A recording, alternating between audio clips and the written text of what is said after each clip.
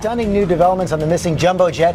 These details first reported by ABC News. Someone who knew what they were doing turned off two key tracking devices in the cockpit, one at 1:07 a.m., the other at 1:21 a.m. That's a 14-minute gap, cutting off contact with the plane.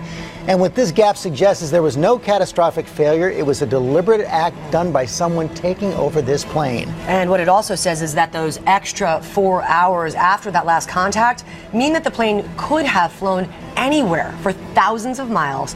This American ship now leading a search in the Indian Ocean west of Malaysia.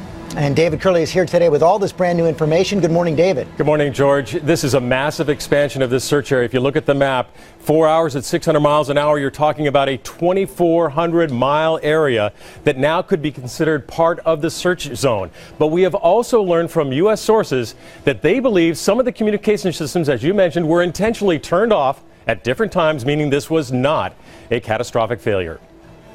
ABC News has learned that those two separate key moves in the cockpit may be crucial to solving the mystery. Just 26 minutes into the flight at 1:07 a.m., the final data transmission was made from the cockpit. At some point, that system shut down. 14 minutes later at 1:21, the transponder, which sends the location of the 777, also turned off. One source told us it was a systematic shutdown. The assumption that someone with flying experience didn't want this jet to communicate with the outside world.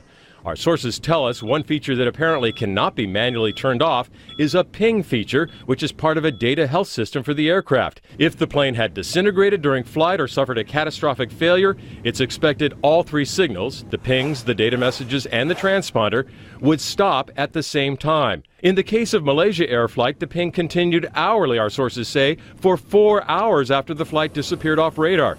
That ping may not tell us where the plane actually is, but at 600 miles an hour, it could be 2,400 miles from Malaysia, which is why the investigation is expanding into the Indian Ocean this morning with U.S. vessels moving in that direction. And George, this is a very big ocean, and it's even deeper than some of the places that we found the wreckage from the Air France accident several years ago. And we should emphasize right now this idea that it was a deliberate act, potentially sabotage, the leading theory, but not the only theory. Absolutely. This is a possibility there was still a fire. Could have been some cargo problems. Could be that the pilots were lack of oxygen, had hypoxia, and actually passed out. This is the leading theory. This is what the Americans have found out so far, and now we're talking about this entire part of the Indian Ocean, which, as I mentioned, is very deep. They think that that flight path, that they got one ping over here, kind of leads them over into this area and into the Indian Ocean.